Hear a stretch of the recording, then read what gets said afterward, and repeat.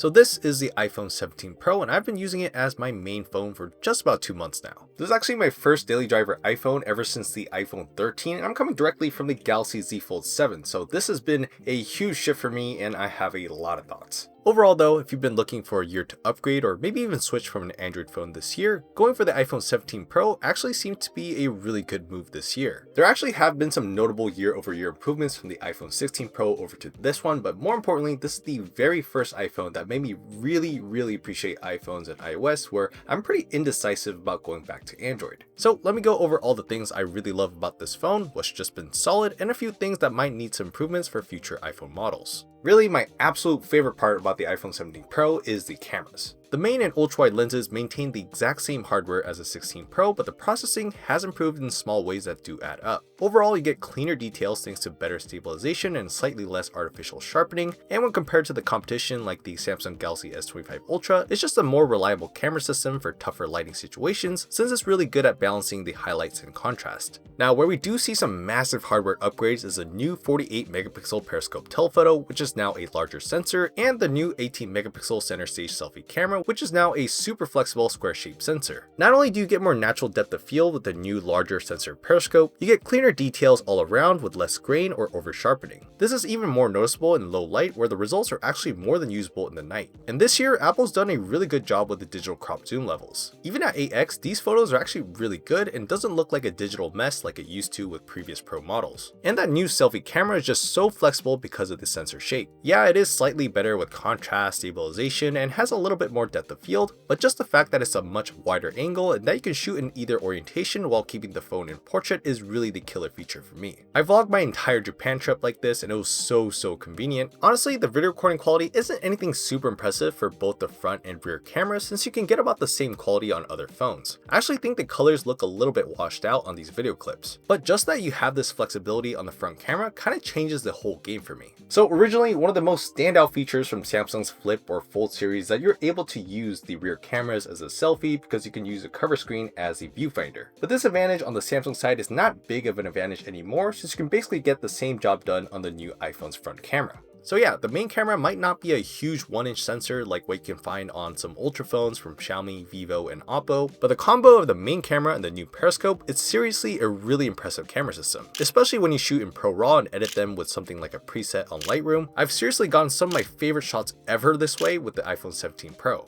Besides the camera system, I was also super satisfied with the performance I was getting out of the A19 Pro chipset and the increased RAM. Of course, this is a new $1,000 phone, so the day-to-day performance is obviously going to be great, but where I was actually impressed was the peak performance. So with gaming and higher demanding things like photo and video editing apps, taking raw photos and changing between the camera modes, I found the experience to be really consistent and reliable without any unexpected slowdowns or crashes. And with the new vapor chamber inside, the thermal management on the iPhone 17 Pro has been really good. I never felt it getting hot when doing any of these things, so I'm really satisfied with the performance on the iPhone 17 Pro. And me, coming from the Galaxy Z Fold 7 and the S25 Ultra, the speakers on this iPhone sound so good. There's just so much depth and richer sound quality, there's nicer bass levels, vocals sound crispier, everything just sounds better on the iPhone 17 Pro, which was pretty unexpected because I was very impressed with the Galaxy S25 Ultra, but this sounds even better.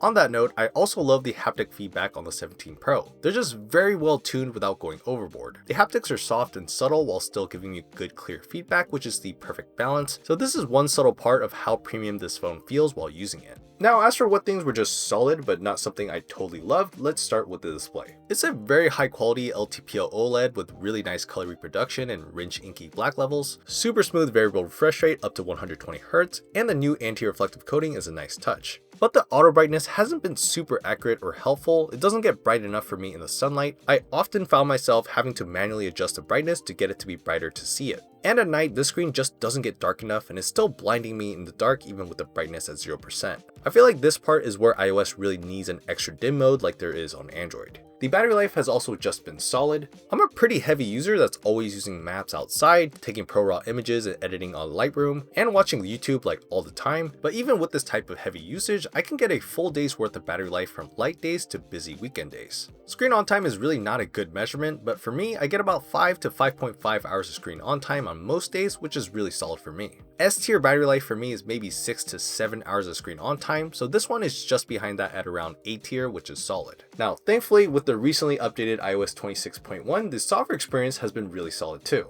The previous versions like iOS 26.0 and 26.0.1 have been total misses for me with a ton of glitches and bugs. So far with 26.1, I haven't run into anything like that, so I've been really satisfied with this version of iOS. With no bugs, the new liquid glass effects and animations are really smooth, and the more subtle transparency effects look nice with all my wallpapers. 26.1 does give you the option to make things look a little bit more opaque, so I feel like this new mode is a better balance and I do like the new look better. Now, are there still weird UI choices? Yes, so it's not perfect, but with 26.1, this is a very solid experience. Now, what actually does need some improvement is the charging speed. Even with the fastest chargers I had around, I could only reach 32 to 33 watts when charging with this iPhone. For a full charge, the iPhone 17 Pro took about an hour and 20 minutes, so even though Apple did increase the charging speed here for that initial 0 to 50% mark, for a full charge, this is still very average standard speeds for charging. And last but not least, I feel like Apple should probably improve the design a bit for the next iPhone. I do really like how smooth the round edges are. The aluminum body and frame with that glass panel on the back feels really premium, but I just feel like they could have done a better job with the color options. I had a hard time choosing which color because honestly, none of them looked that good to me, especially with that new big plateau on the upper back and the drastic two-tone look. Personally, I just don't like this two-tone look that much. It's just not that attractive. And the new plateau is a bit much with a lot of space seemingly looking wasted. I'm actually fine with the fact that this new iPhone has a more utilitarian industrial look to it this year because in person, it did look nicer than I thought, but even while keeping the design language the same, I feel like Apple could make some small improvements that do make this look more aesthetically pleasing. I feel like it is pretty necessary because even now the word of mouth around the 17 Pro is that it's not as elegant looking as the 16 Pro and previous models.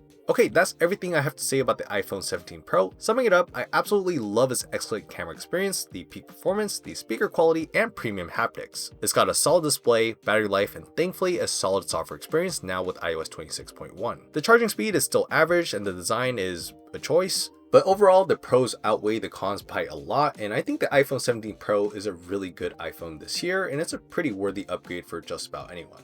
Alright, so those are all my thoughts about the iPhone 17 Pro. Let me know if you agree or disagree with my thoughts here. Make sure to subscribe to the channel for more videos like this, and I'll see you guys on the next one.